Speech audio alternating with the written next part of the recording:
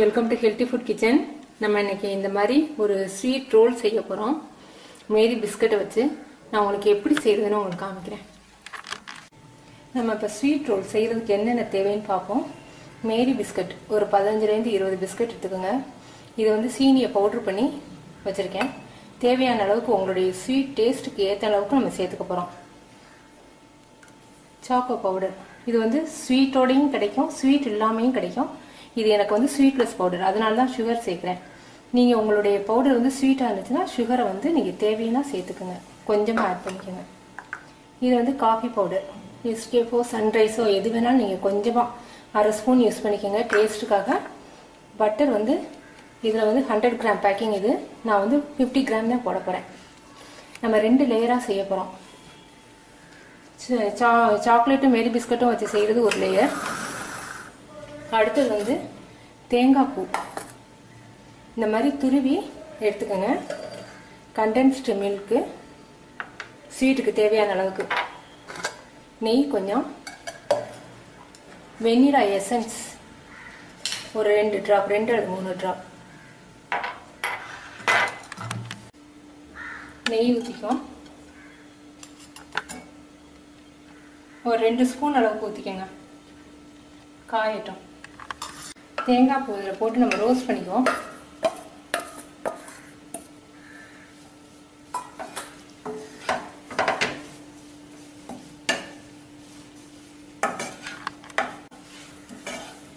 லேசாக நீங்கள் வதக்குனீங்கன்னா போதும், ரொம்ப நேரம் வதக்க தேவையில்லை.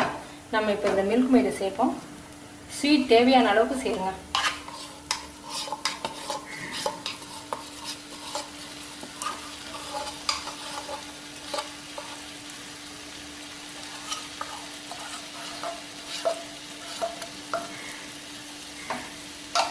கொஞ்சம் கொஞ்சமாக கிண்டி பார்த்துட்டு டேஸ்ட் பார்த்துட்டு சேர்த்துக்கோங்க.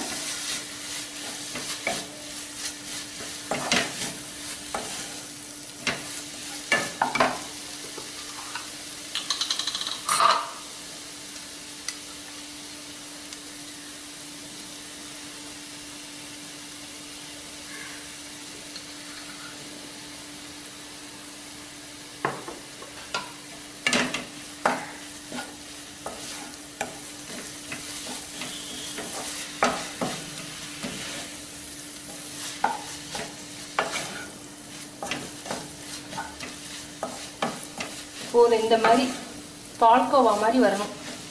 இப்படி வந்துருச்சுன்னா நீங்கள் அமர்த்திடலாம். தேங்காய் வேகணுங்கிறது இல்லை,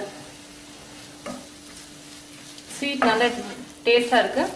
போதும், இதை வேறு பாத்திரத்தில் நம்ம கொட்டி ஆற வைக்க போகிறோம். நம்ம தேங்காய் தின்னதை வந்து வேறு பாத்திரத்தில் மாற்றி ரூம் டெம்பரேச்சருக்கு கொண்டுட்டு வந்துடுங்க. கொண்டுட்டு வந்த பிறகு ஃப்ரிட்ஜில் வந்து 1 மணி நேரம் நீங்கள் வச்சிங்கன்னா இந்த லேசாக ஈரமாக இருக்குது, கொஞ்சம் இறுகிரும். இறுகிற பிறகு நமக்கு லேயராக சப்பாத்தி மாதிரி தேய்க்கிறதுக்கு ஈஸியாக இருக்கும். இது ரூம் டெம்பரேச்சருக்கு வந்த பிறகு நான் ஃப்ரிட்ஜில் வைக்கிறேன். பிஸ்கட்டை வந்து நம்ம இப்போ வந்து மிக்சியில் பவுடர் பண்ணி சளிச்சுக்க போகிறோம்.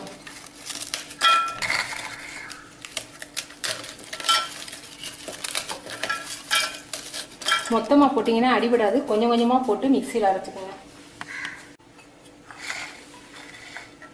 மேரி பிஸ்கட் வந்து பவுட்ரு பண்ணி சல்லடையில் போட்டு நம்ம சளிச்சுக்க போகிறோம். எல்லாத்தையும் நம்ம அரைச்சிக்கிட்டு நம்ம சளிச்சுப்போம். பிஸ்கட் நம்ம சளிச்சுக்கிட்டுருவோம். பிஸ்கட் வந்து இந்த மாதிரி பவுடர் பண்ணிக்கிட்டோம். இப்போ பவுடர் சேர்த்துக்குவோம். பவுடர் வந்து 1/2 கப் சேர்த்துருக்கேன்.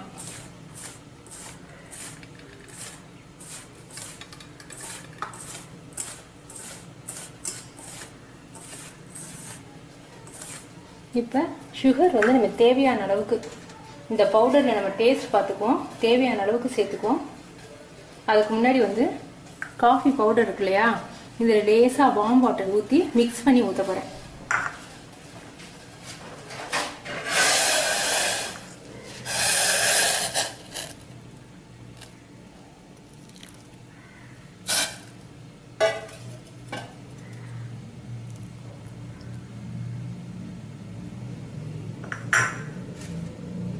சுகர் பவுடர் ஆட் பண்ணிக்குவோம். நீங்கள் டேஸ்ட் பார்த்துக்கோங்க. மிக்ஸ் பண்ணி டேஸ்ட் பார்த்துக்கிட்டு அப்புறம் மறுபடியும் சுகர் ஆட் பண்ணிக்கோங்க.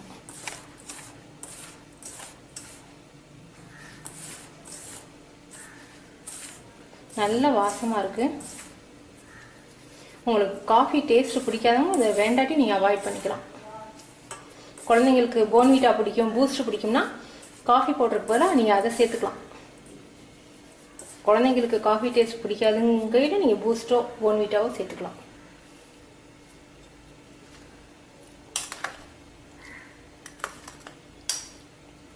நம்ம இதை வந்து ஃப்ரீசரில் 2 மணி நேரம் வச்சு தான் கட் பண்ண போகிறோம். அப்படி ஃப்ரீசரில் வைக்கும்போது நம்ம இப்போ பார்க்குற ஸ்வீட் டேஸ்ட்டை காட்டினோம். கூலிங் ஏறின பிறகு கொஞ்சம் ஸ்வீட் கொஞ்சம் குறைவாக இருக்கும். அதனால நீங்கள் கொஞ்சம் அதிகமாகவே சேர்த்துக்கோங்க.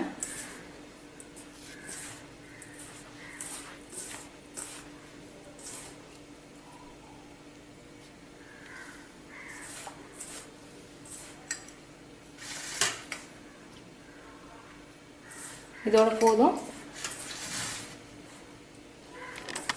50 கிராம் சேர்த்துறேன்.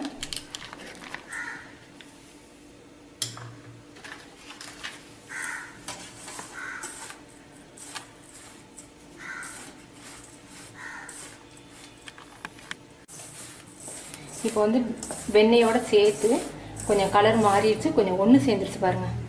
ஒன்று சேர்ந்துருச்சு. இதில் வந்து நம்ம ரொம்ப தண்ணி ஊற்றிடக்கூடாது. ஒரு 2 ஸ்பூன் ஊற்றுனீங்கன்னா போதும். இந்த காஃபி எடுத்த கப்லேயே கொஞ்சமாக வார்ம் வாட்டர் ஊற்றி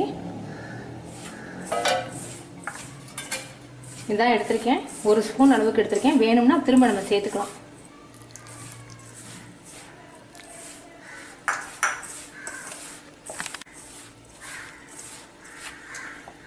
முதல்ல 1 ஸ்பூன் தண்ணி ஊற்றிருக்கேன். இப்போ இன்னும் கொஞ்சோண்டு ஒரு 1/4 டீஸ்பூன் அளவுக்கு ஊற்றிருக்கேன். ஏன்னா சப்பாத்தி மாவு மாதிரி உருட்டை வரணும்.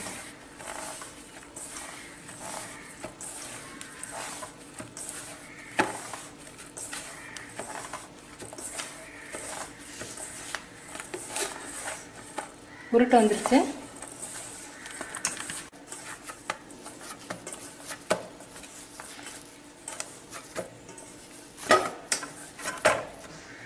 மாவு ரெடி ஆயிடுச்சு.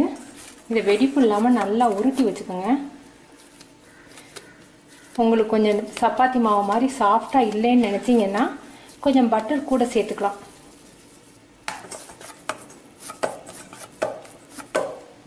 மாவு ரெடி ஆயிடுச்சு. இப்போ அந்த மாவு ஃப்ரீசரில் வச்சு ஃப்ரிட்ஜில் 2 மணி நேரம் வச்சுருக்கேன். அது கொஞ்சம் இருவின பிறகு நம்ம சப்பாத்தி மாதிரி 2 லேயராக தேய்க்கிறோம். நம்ம தேங்காயும் மில்க் மேடும் போட்டு கிண்டும் போது நான் எசன்ஸ் ஊற்ற மறந்துட்டேன். அதை இப்போ ஊற்றிக்கலாம்.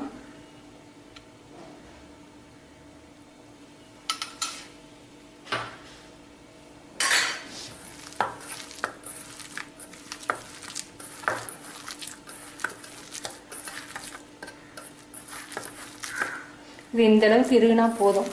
நம்ம இப்போ வந்து 2 லேயராக தேய்க்கலாம். இந்த மாதிரி பிளாஸ்டிக் பேப்பரில் கொஞ்சம் நெய் தடவிக்கங்க.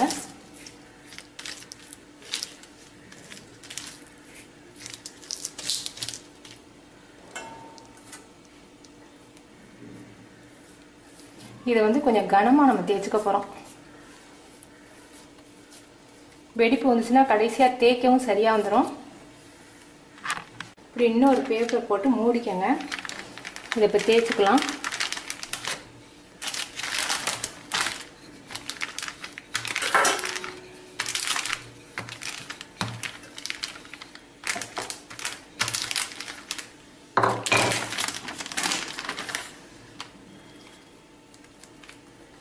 கொஞ்சம் ஓரத்தை வந்து இந்த வெடிப்பை சரி பண்ணி விட்டு மறுபடியும் தேய்ச்சிக்கோங்க.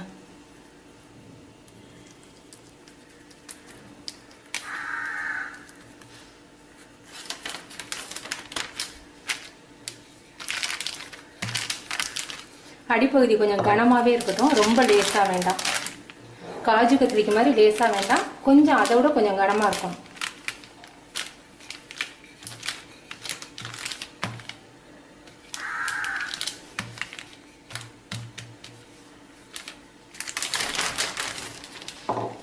இப்போ நமக்கு வந்து ஒரு லேயர் ரெடி ஆயிடுச்சு.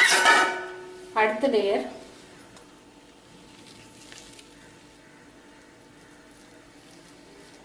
இதை வந்து லேயராக தேய்க்க முடியாது. இந்த மாதிரி நல்லா எல்லா பக்கமும் படுற மாதிரி நல்லா ஸ்ப்ரெட் பண்ணி விடுங்க. தேங்காய் பூ வந்து இப்போ நம்ம மேலாக ஸ்ப்ரெட் பண்ணி இந்த மாதிரி இந்த பிளாஸ்டிக் பேப்பரை கொஞ்சம் கொஞ்சமாக அப்படி எடுத்து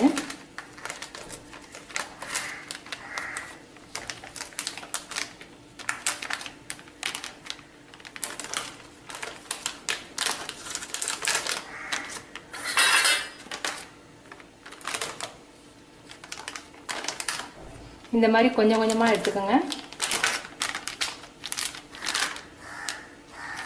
இது வந்து ஃப்ரிட்ஜில் வைக்காமல் கட் பண்ண முடியாது.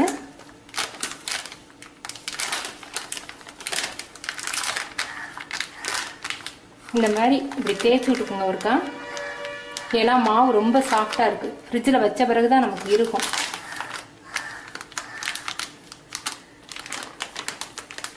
இப்போ நமக்கு வந்து ரெடி ஆயிடுச்சு. இதை நம்ம வந்து பட்டர் பேப்பரில் சுற்றி நம்ம வைக்க போகிறோம். இந்த மாதிரி பட்டர் பேப்பரில் கொஞ்சம் வந்து நெய் தடவிக்கங்க. நம்ம ஃப்ரீசரில் வைக்க போகிறோம். அதுக்கு வந்து நீங்கள் பிளாஸ்டிக் பேப்பர் யூஸ் பண்ணக்கூடாது. எதுக்காக நான் பிளாஸ்டிக் பேப்பர் யூஸ் பண்ணக்கூடாதுன்னு சொல்கிறேன்னா, பிளாஸ்டிக்கில் இருக்கக்கூடிய டயாக்சின்ங்கிற பொருள் கசிஞ்சு உணவுல சேர்ந்து அது கேன்சரை உண்டு பண்ணக்கூடிய வாய்ப்பு இருக்குங்கிறாங்க. அதனால நான் வந்து உங்களுக்கு ஈஸியாக தேய்க்க வரணுங்கிறதுக்காக நான் பிளாஸ்டிக் பேப்பரில் வச்சு தேய்ச்சேன். இப்போ நம்ம வந்து இதை அப்படியே வந்து இதில் மாற்றிக்குவோம். பட்டர் பேப்பரில் மாவு சாஃப்டாக இருக்கிறதுனால வெடிப்பு இருந்தால் கூட நீங்கள் கடைசியாக அந்த மாதிரி தேய்ச்சி விடலாம்.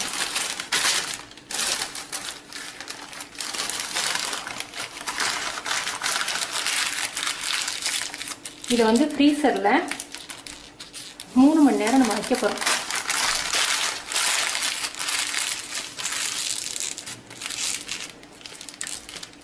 நமக்கு கேக் ரெடி ஆயிடுச்சு. ஸ்விஸ் ரோல் வந்து ரெடி ஆயிடுச்சு. இதை ஃப்ரீசரில் 3 மணி நேரம் நான் வச்சுட்டு பிறகு உங்களுக்கு எப்படி கட் பண்ணுறதுன்னு காமிக்கிறேன்.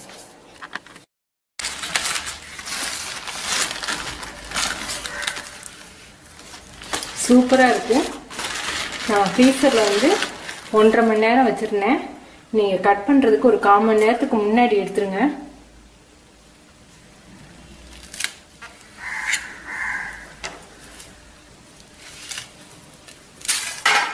சூப்பராக இருக்கு.